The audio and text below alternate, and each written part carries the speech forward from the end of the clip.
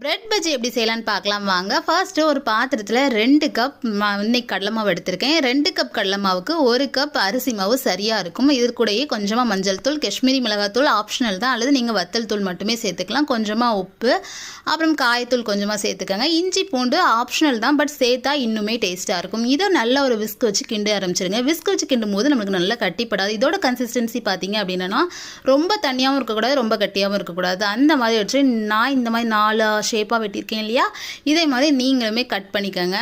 இந்த மாதிரி ஃபுல்லாக டிப் பண்ணி எண்ணெய் காஞ்ச பிறகு நீங்கள் ஒன்றா எடுத்து போட்டிங்க அப்படின்னா இந்த ஒரு பிரெட் பஜ்ஜி வந்து ரெடி ஆகிடும்.